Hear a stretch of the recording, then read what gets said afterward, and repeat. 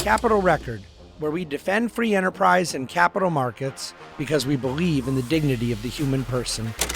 Hello and welcome to David Bahnsen's Capital Record, brought to you by National Review, where today I'm going to kind of hit back a little bit at some of the new right folks that have been hitting at free markets for quite a while. And when I say, oh, I'm going to do this out of nowhere, of course, I do it all the time here in this podcast, and I do it charitably, civilly, and there will be no different today.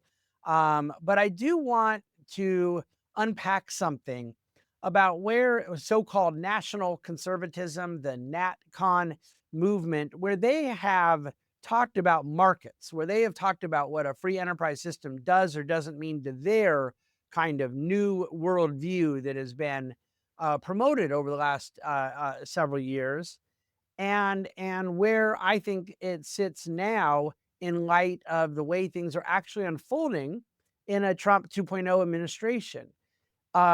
A lot of the impetus for the Capital Record podcast is the fact that there are folks on the right who agree with so many different tenets of what I believe as a man of faith, what I believe as someone who desires a virtuous society, who wants strong families, who wants strong communities. There are an awful lot more shared goals between some of these new right folks I'm critical of, and particularly the NatCon movement, and what I think fusionist and National Review conservatives and traditional Reaganites have. There's a lot more in common than people would think, and where you really start to see a falling apart, a separation, is not so much in a shared desire for some of these various elements and goals that are important in our respective worldviews, but in what we are willing to do and not do to get there. And it is my belief, as I say week after week and a couple of times a week, of course, in this podcast, that I'm not willing to get rid of a free society to try to bring in a virtuous one, that in fact it wouldn't be virtuous if it came at the cost of freedom. And therefore that juxtaposition that we hold in tension is the very crux of our entire worldview. And I would argue the entire American experiment. And I believe that there is probably already now a point in which the term national conservatism, the term new right, has lost its meaning because it is so diversified as to what it means. There's so many fringe actors and then more credible actors, but then a real lot of shall we say, qualifications and just nuances that change, what the fundamental message may be. But critics of the new right have often said that that national conservatism has a vision for national life, and they're willing to sacrifice a market economy to get there. And this last week, I had the opportunity to give the keynote address for a large event in Washington, D.C. And I think there were 450, 500 conservatives in the room. And one of the founders of the National Conservatism movement, one of the really premier names in the space, who was a co-author of early manifestos, spoke. And it caused me to do something I haven't done in a number of years, which is go back and revisit their original tenets. And so this has nothing to do with anything I heard over the weekend, but it just kind of made me rethink, revisit what it was written in either 2018 or 19 about the kind of underlying tenets of national conservatism. And Christopher DeMuth and Hazani and some of the major players behind this authored this document, and it got a lot of signatures, including, I suspect, from some people that maybe wouldn't associate with the movement today, and then plenty who would double down on their association with the movement. So all that is what it is. But I had forgotten this language from the National Conservatism movement about free enterprise. And I want to read it to you verbatim from their own website, their own manifesto, still in full effect today. We believe that an economy based on private property and free enterprise is best suited to promoting the prosperity of the nation and accords with traditions of individual liberty that are central to the Anglo-American political tradition. We reject the socialist principle, which supposes that the economic activity of the nation can be conducted in accordance with a rational plan dictated by the state. If the period right there were the end of this, I don't think I have a friend who would disagree with anything that was said. I don't think that there is a crack of daylight between freedom conservatives and national conservatives so far, between fusionist and new right in terms of what has been said so far. Belief in an economy based on private property, free enterprise, it's best suited for promoting the general prosperity and rejecting socialist principles that center around central planning and stewardship of economic affairs. But I will continue. The free market cannot be absolute. Economic policy must serve the general welfare of the nation. All right, well, here I'll take a break to just point out that, again, free markets cannot be absolute. This requires some definition and elaboration. The paragraph doesn't do. Economic policy must serve the general welfare of the nation. This requires some nuance. Now, this requires nuance in what we call limiting principles. Because if we say, I believe in free markets, but I'd be willing to do anything that is not free market as long as it promotes the general welfare of the nation, I think most Marxists could say that. I think that socialists could say that. I certainly think most pro-central planning, big government, left-wing progressives could say that. Then yeah, we like some form of a market economy, but that can't get in the way of the general welfare of the nation. And I think the general welfare of the nation needs to be this, this, or this. So therefore, we're willing to sacrifice economic tenets. This is the problem with these very large buts. When you start saying, well, but the free market, we got this problem here. So they begin to soften what started off very strong. But let's continue. Today, globalized markets allow hostile foreign powers to despoil America and other countries of their manufacturing capacity. It's not true. There are globalized markets that are in competition with American manufacturers, and there are hostile foreign powers that there's all sorts of various issues we could look at, but American manufacturing capacity is really not the issue, as we've proven time and time again.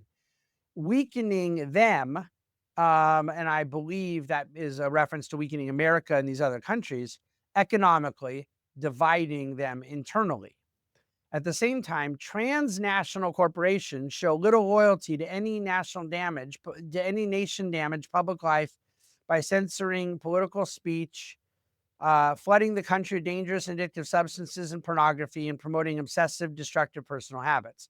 So again, I think there's a real mixture here at category, but to the extent they're just throwing a lot of things at the wall, I don't mind just taking the bait and saying, yeah, I'm against companies that don't have loyalty to the country and that are flooding the zone with pornography. I'm against that stuff too. Where that fits in to the other points they're making, I think it requires elaboration, but I digress. And promoting obsessive and destructive personal habits. Now, okay, again, if you're talking about certain elements that undermine the moral soul of the nation, let's look at that and figure out where the jurisdiction is and where the legitimacy of intervention is. But when you say destructive personal habits, do you mean how people eat, how people dress, how what what are we referring to? What ought to be in the purview of central planners, or are we referring to what is in the domain of the self and its own responsibility for self-governance? This is not entirely clear. But again, we're getting to the meat real soon here, and I'm going to make the point as to how I think the NatCon movement got just so completely played, and in terms of what they said they were after and what they've gotten, and how they're the ones who opened the door to it. A prudent national economic policy should promote free enterprise. Agree, but it must also mitigate threats to the national interest. We have to define the national interest. Aggressively pursue economic independence from hostile powers. Agree. Nurture industries crucial for national defense. Agree. and restore and upgrade manufacturing capabilities critical to the public welfare. Well, again, this definitely requires definition, and their ambiguity here, I suggest, was very purposeful then as it is now. But this last sentence, what a way to close this paragraph in their big tenets, in their kind of vision statement of national conservatism. Crony capitalism, the selective promotion of corporate profit making by organs of state power, should be energetically exposed and opposed. My friends, what you have seen right now is the political consequences of not having limiting principles when you refer to an economic policy that must serve the general welfare of the nation. When you say that free markets cannot be absolute without understanding trade-offs and without leaning into a truly fusionist interpretation of this, what you get is the undermining of your grand finale, that crony capitalism and the selective promotion of corporate profit making by organs of state power get you a governmental interest in Intel. It gets you a revenue share with NVIDIA. It gets you carve outs from tariffs for Apple. It gets you small businesses time and time and time again not getting those carve outs.